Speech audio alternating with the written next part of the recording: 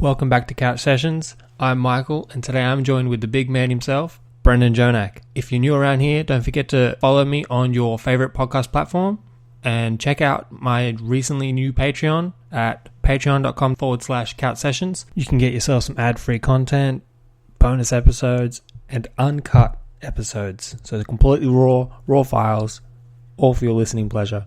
That's patreon.com/Couch Sessions. Check it out. And without further ado, find that comfy spot on the couch and let's get it.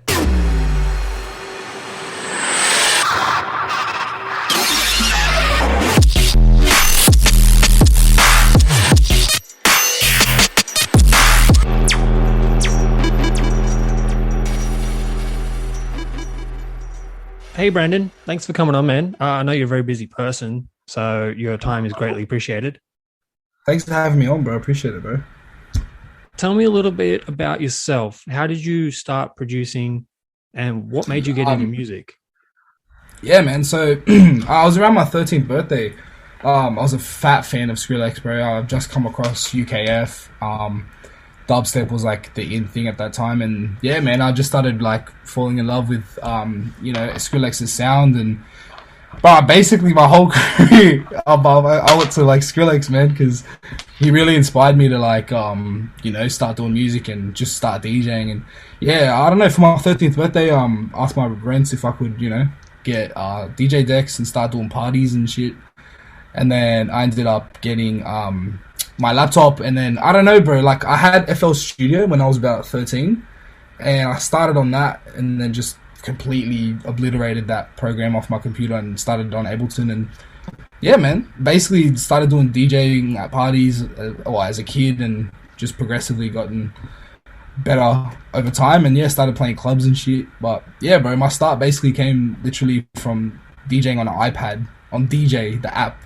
Oh yeah, and putting up shit ass mixes, bro, on fucking YouTube. And yeah, and then that's basically how it started, man. And I started learning a little bit more about music production from YouTube videos, bro. All I did was get suspended from school, stay home for 2 weeks straight, and literally make music. Like that was the only way I could do it. Did you get suspended on purpose just so you could? Yeah. Yeah, basically, bro. Like I would try and get as much time at home as I could. So probably not the best move, like but yeah, that's life, Did you take any study on top of what you've learnt? Yeah, bro. So I ended up going to TAFE because I dropped out of Year 10 basically to pursue music because, man, like school wasn't it for me personally. And then, yeah, bro, just started studying at that place. But I already sort of knew a lot of what they were teaching me because I was already 3 years into doing music production. So there was like a sort of entry-level study. So all I would do was literally travel to the city, be in the classroom just with headphones on, man. I'm not even giving a fuck what they're teaching. I'm just making music. Like, bro, that's all I did. I swear to God, from 13 till 17, just 24/7 I had headphones in, always making shit. So, yeah. Just judging from your socials now, it seems like that's what you do now, That's literally, bro, I do the same thing just 8 years later, man, or whatever, how many years, but yeah, that's literally all I do, man. Every day I try and just constantly create music. I base my whole days around, like, my whole schedule goes around when I can sit in the studio and make beats or make anything really, to be honest. And how do you balance family and a relationship or something like that with all that studio time? Yeah, well, bro, like, it's pretty lonely. I'll be straight up with you, man. Like, I moved away from my family, which are in Sydney. I live in Brisbane at the moment. So fucking, yeah, like I don't really get to see my family until I go home back to Sydney. And then even when I do, I'm fucking at studios, bro. Like, but, look, I haven't had a relationship for about 5 years now. I've seen a couple of chicks in that, like, between life. But yeah, no, I don't know. I can't really commit to anything, man, because I can't give myself, completely to somebody because I don't have enough time for like that kind of shit, because my only focus is music. Like that's my whole life. It's been my whole what's it called, like, thing. I've just lived and breathed music since I was a young kid. So getting into relationships and stuff. Sort of, like, to me personally, I like a distraction. No, that makes sense. What is music to you? Like, it's honestly my life, bro. Like, that's like to put it blunt, like, man, it's literally the only thing that I can 100% say I'm very good at. You know, like I'm good at other things, and you know, partially good at this and that. But music is one thing that I can say 110% I fucking and like the best that I can be at it. You know, and bro, I'm constantly learning, so I'm getting better and better every time I do some new shit. So. Yeah, man, music to me is literally my life, bro. I live and breathe it. Every day I wake up, instantly I've got music playing. Fucking, I'm driving around, I've got music playing. I'm at the shops, I've got AirPods in, got music playing. Like, I actually don't even like to listen to anything that's the real world sounds. Just fucking always music. Just drown everything else out. Do you ever listen Bro, to I couldn't give a fuck. Yeah, I do when I'm driving around, man. Because I'm always in and out of my place, going, you know, seeing people coming back, working on beats. So I export everything to my iCloud, bro, which links straight to my phone. So I export something, I'll go for a drive, I'll listen to whatever I've made that day until I get home, and then when I get home, I'll work on shit that I've wanted to fix. That whole time I've been driving, listening to it. So give it the good old car test. yeah, bro, car tests are goated, man. If you don't do car tests, your mix is gonna be rubbish. Your song's gonna be chat. So. Always do car mixes. You have a short amount of time. How do you balance 3 aliases? You know, you got XSL. Yeah. And fuck me, I'm going to butcher this again. Jonak and your Brendan one. Yeah, look, man. I don't know. Like, it's a weird what's it called, cycle, because I go through stages where I don't make a single XSL thing for months. Or I haven't made Ronak thing for, you know, a couple of weeks. So what will happen is, man, it just depends on who I'm around, what kind of vibe I'm feeling for that month or that couple of weeks. And I'll just literally make whatever that is. Like, if it's hip hop, if I'm excited about making more urban shit, I'll start doing heaps more Brandon Jonak beats and, you know, production stuff. And then when I go to Sydney, usually I fucking end up making a lot of EDM because I'm all around, you know, my mates like Tunnel Rats, Danny, Chinook, Wafu, and all that stuff. So I'm always hanging around those kind of people when I'm in Sydney, and then when I come back to Brisbane, it's a lot more hip hop, you know, urban based. So yeah, just depends on who I'm around, bro. To be fair. Yeah. Like, to me, I hate writing music solo. I'd much rather work with a lot of people, just because it's more fun, bro. Like, I don't want to sit here fucking 24/7 by myself. I want to be around other dogs, you know. Yeah, well, you have a lot of time, but it's good to have time with other people, you know? Yeah. At least you're not consolidating yourself and just isolating yourself from the world. Alone, making all this good music and no one's hearing it because no one's with me. Like, it's ugly, man. Sack that. Your track, Where Did You Go? Just hit 100,000 on Spotify. How did that feel? Yeah. Fucking incredible, bro. It's really sick, man, because like I made that song with one of my friends, Pet B, and obviously Ezra, he's on the vocals, as a kid, bro, and we signed it to NCS, and fucking, yeah, like a couple of years later, it's sitting on millions of views on most platforms, and it's, I'm not gonna complain, bro, like, it's really good, you know? But yeah, man, I love that song, bro. I still get people every day, man, messaging me saying, oh, I really, really like, I love Where Do I Go? You know, can you make another song like that? I'm like, bruh, that whole sound is dead. I'm not making another Where Do I Go? But it's out there, you know, and that's it. Yeah. Obviously, you get people reaching out to you saying your shit's really good, but do you ever find times where you get stuck or feel like giving up or quitting, and you just realize that you're not where you want to be? Yeah, man, 100%. Like basically every year I've done music since I was a kid. That's happened to me. I'll have like massive peaks when things are going insane, everything's happening, and then it'll just all come crashing down on me. Like, and then I just start doubting myself, and you know, people talk to me and say, "Oh, you know, you're fine, man. Like, you're good," but like you don't feel it, bro. When you're the actual person that's doing the music, and you know, that's your life, bro. So, nah, like I've definitely wanted to quit many times, man. And my friends have talked me out of it. Families talked me out of it. Even just me sitting there, man, thinking, like, what else do I want to do in life? And there's nothing else that I want to do but music. So I never quit, even though I say I do heaps of times. I want to.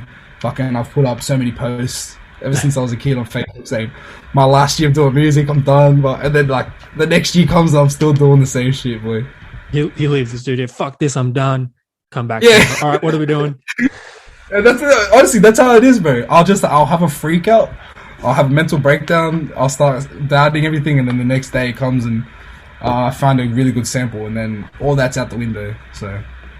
Not a lot of people know this, but you lost all your music last year towards the end of the year. Yeah, man. How did that feel? Like to lose all your projects? That was fucking shit, bro. It was ass, man. Losing like fucking years of stuff that I've collected, and you know, it sucked because I'm like, bro, now I gotta fucking start everything again. But luckily, man, like I had a hard drive that had basically all the way up until I think it was like August last year, most of the projects saved. So I only lost like a couple of months of last year's stuff, but it still affected a lot of the things because I lost a lot of good projects and I only have the audio of them now. So, but it's alright, man. Like I'm built it back up now. I'm back to where I started, where I was when that happened, and even actually got way more now, to be honest. So it's even better. Sort of worked out. Cleared a lot of space on my laptop. Yeah. You backing your shit up regularly? Yeah, all the time. Yeah. I mean, I've got fucking 2 hard drives that I've saved every day, bro. I click both the hard drives and I back it up. Because I never want that to happen again, bro. Yeah, no, that'd be shit. I couldn't imagine like your whole life just completely, all that time, effort just disappeared. Like, I actually nearly lost everything 2019, bro. When I was transferring from my old laptop to my new. Fuck, bro. It ended up corrupting, man. And I freaked out. Didn't touch my laptop for a couple of days and came back to it, turned it on, and luckily the transfer went through again. But man, it corrupted, bro. I was like shitting my pants, dude. Because that was gonna be my whole laptop, my whole life gone. So I was blessed. I don't know how it didn't happen, but blessed. You running with Macs? Yeah. Constant, man. I can't touch PC, bro. No. I use my auntie's PC in Sydney, bro, just to like do some email shits, and that's not it. It's literally not it, bro. Tell me a little about Studio 43. What's your role there, and how'd you get involved? Yeah, man. 43 Space is sick. It was something that me and Ezra started when I first moved here. It's not just me and Ezra, but we had the original OG 43 Space, which is literally just a room with my speakers and a computer in it. But yeah, man, it's grown to something insane, bro. You know, my role at that place is engineering, producer, and you know, vocal mixing. I do mastering for all the boys' stuff, and you know, and we've also got Rekka there, man. He's an incredible producer. He's one of the youngins, man. He's producing for Lissy. He's a part of the West, which is another group that's involved with the 43 Space. And yeah, bro, we have a little clique, man, and we all just work together, work on each other's shit. You know, I'll get a bit of help from production from Rekka, Ezra, Lance, everybody, man. Lissy even comes through, and you know, we all just make music together, man, and we're just trying to make this music shit happen and make it reality, bro, you know? Are they friends of yours? How did you end up with such a, like I say, quote unquote, famous, you know, like... Bro, honestly, it's all thanks to my boy Ezra James, bro. Like, he's been, like, probably the biggest push in my whole career, bro, from anybody. Shout out to all the other people that have helped me in the past with the EDM stuff, but honestly, with this hip-hop shit, with this urban stuff, bro, he was my my foot in the door with everybody, man. We linked up with Lissy at Shisha Lords, which is one of Ezra's businesses. He does like shisha. He manages a shisha bar, and on the opening day, all those boys just came through one day, and we all got introduced, and then yeah, we started linking up. They started coming to my place because I lived with Ezra, which is literally this room here that you're seeing in the back. And then, bro, we just started working on shit. And then we got into talks, and yeah, and then 43 started becoming a thing. You know, there was a movement. We started as 43, which is 4300, which is the postcode of where we are at the moment. And yeah, man, that's basically it. But it's all because of Ezra. I'll give so much praise to Ezra for introducing me to all the boys that I know at the moment. So yeah, you have to take also some credit for yourself, you know, with such a mad talent that you've got. But look, Ezra, you wouldn't have all them connections. No way, nah. Yeah. But in saying that though, man, if I wasn't as confident in the music that I'm making, or if I wasn't as you know, out there and you know, willing to work with other people, I definitely wouldn't have been able to work with people like Talus, Lisi, Rekka, and all those people, because, man, at the end of the day, bro, they're doing their thing and they're doing their thing properly. So I'm just happy to be a part of the movement, bro, and just always having, you know, boys like that around you, bro. It's inspiring as fuck. So how did you hook up with I'm gonna butcher this one too, Donnell Lewis? Yeah. Bro, again, one of fucking Ezra's OG homies, man. They've been doing this music stuff since fucking I was in high school, bro, when Donnell Lewis and Will Singe and Ezra were all releasing music, bro. Like proper R&B jams, you know, and I'm fucking got my headphones in as a little kid making dubstep, you know, like. But yeah, bro, he's a homie, man. He's insane, bro. Even him, just like being around him, it's inspirational as fuck. But yeah, bro, it was literally just we linked up one day, came to our house, we had a bit of a party, and I started showing Donnell some of the stuff I was making, and bro, this was like 2019 beats, whack as fuck, you know. But yeah, and then we ended up putting our first single out literally last Friday, like it used to be. Yep. So yeah, that was like literally the first single that I've put out with him, but I have worked with him in the past on some other shit that I've done with Ezra. Yeah, you've been pretty busy in the hip hop world. Do you find yourself neglecting anything else, like EXO-self? Yeah. Heavily, bro. Yeah. Look, don't get me wrong, man. I have over, like, no one knows this, but I have over 50 EXO-self songs. Either half of them are whips, and then the other half are pretty much full songs. I have collaborations with like some pretty big EDM producers.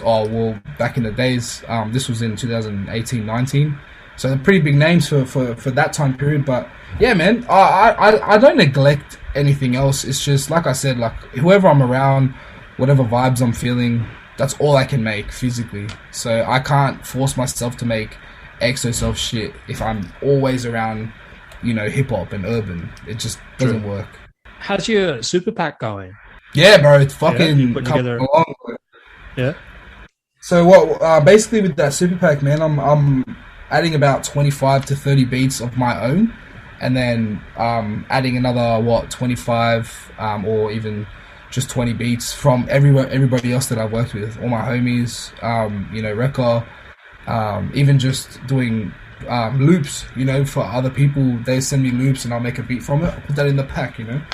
I'm just trying to basically put like at least 50 to 60 beats into one massive pack, send that out to every person that I've come in contact with or that's been keen to make music with me. And fuck, bro, if they bite, they bite. You know, at the end of the day, it's just a placement, man. And I'm happy to just, like I said, be a part of the movement. Everybody's got their own movement, man. So I'm just trying to be a part of all of them, you know. Will we ever see you drop a verse on any of your urban R&B stuff? Brother, don't worry. I've already got me and Ezra's brother Lance, bro, Lord Lance. Fucking, we got this little side project, little low key project called Sabbath Squad. I'm not sure if you've seen my Instagram handle is Goth Boy, so that's what I run my hip hop rap alias under is Goth Boy. Yeah. Definitely, man. I reckon end of this year something will be out 100%. So you're saying you got another project to add to your three currently? Yeah, basically. Fuck, man, how thin do you want to be? Bro, I'm like, there's like I said, I'll just try different things, man. I've had duos in the past, man. I think I swear to God, I've had about 10 aliases since I started making music. Obviously I'm left with 3, but I've had a lot. Yeah, I couldn't find any, so yeah, they're all gone. Yeah, I had one with Dominic Dale called Black and White, and that was fucking. We used to do trap remixes. You know, those like people used to do bootlegs and stuff. Just add a trap beat. We used to do it to Melbourne Bounce. That doesn't make sense, bro. At what point in your career would you say you made it? You know, you're such a busy person, but do you ever have like a deadline or like a goal?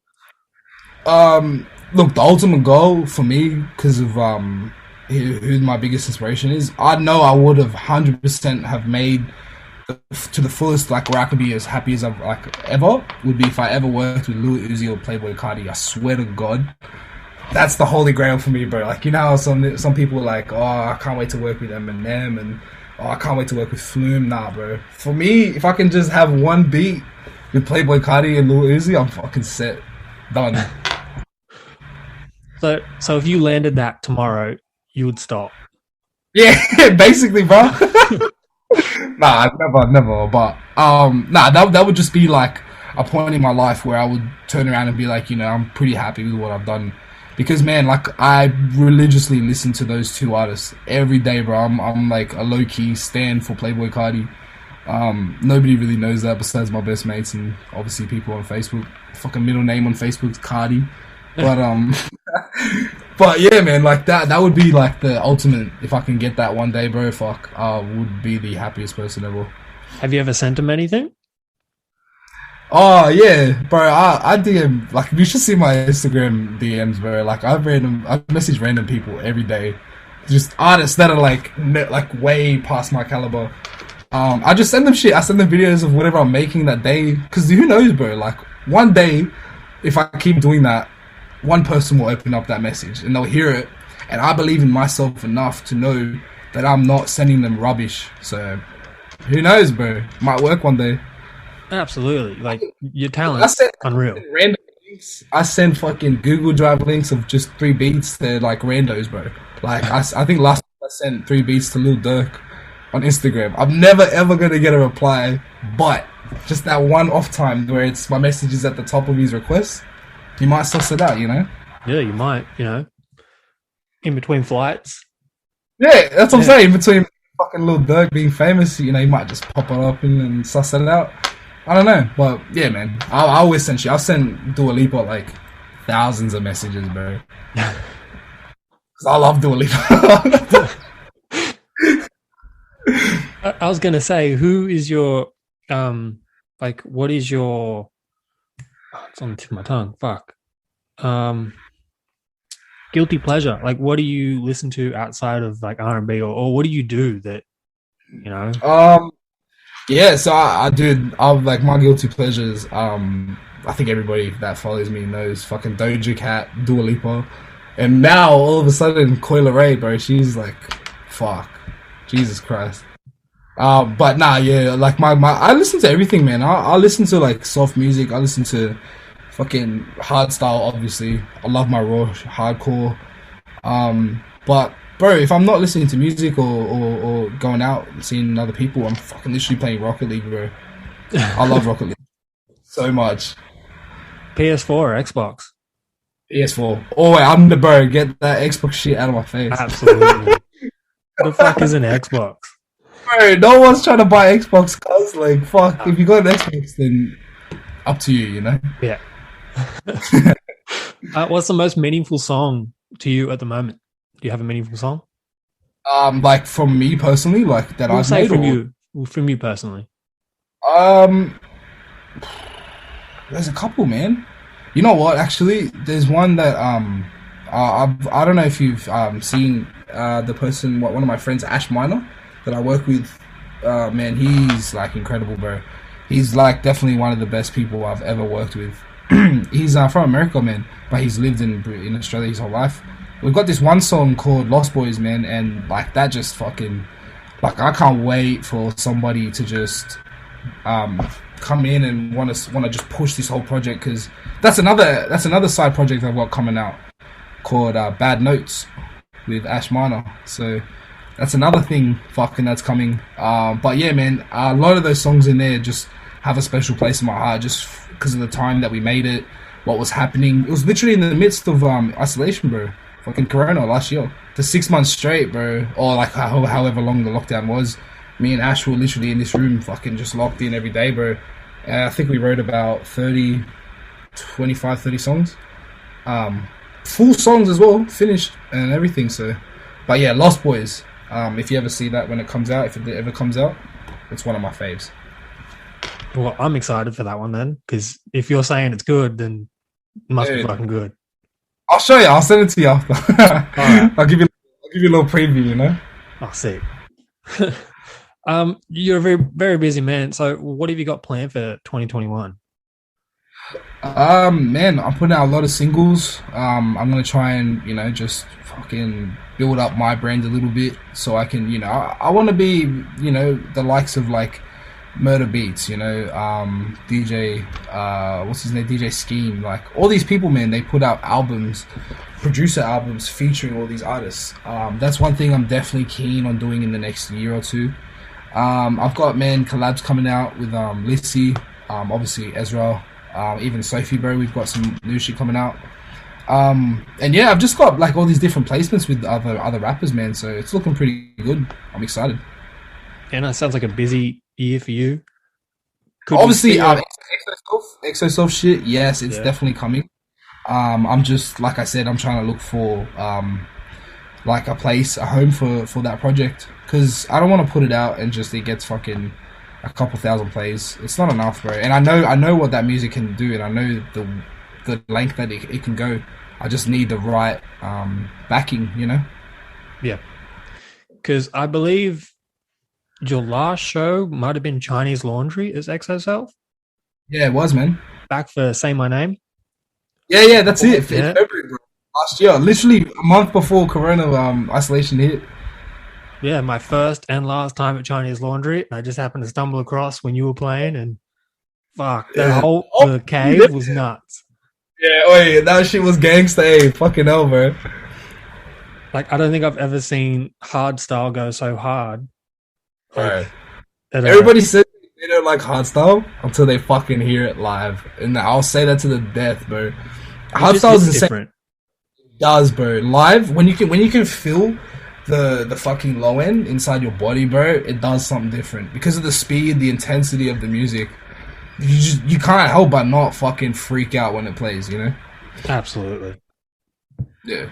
How was it opening for Say My Name on support?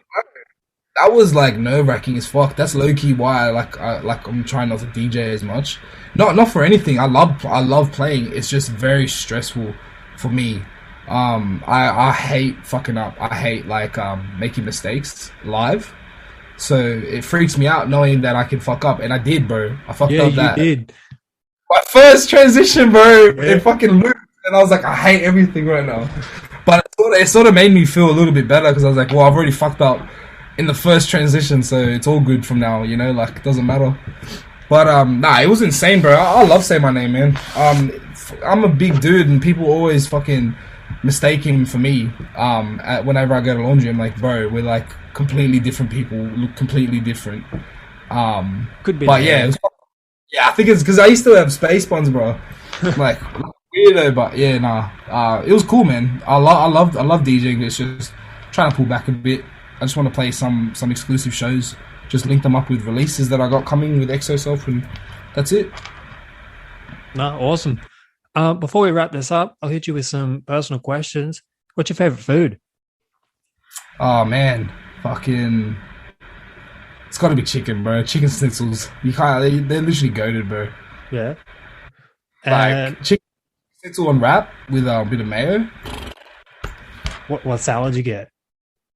Always lettuce, and carrot. They're literally the most goated fucking sequence of vegetables to go.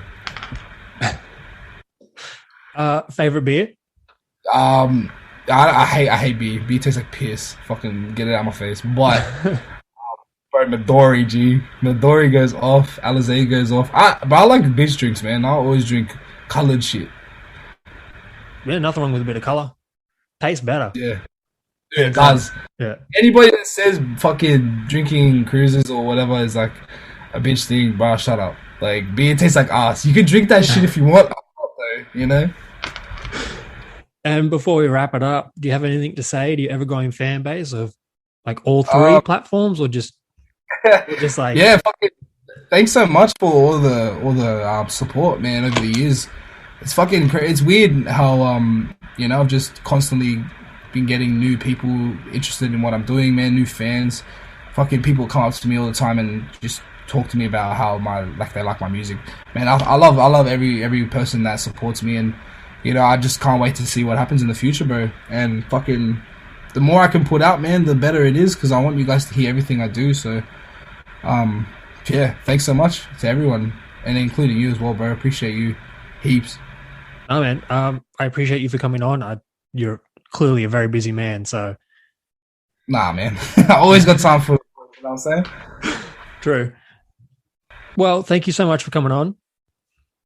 Nah, thank you, brother.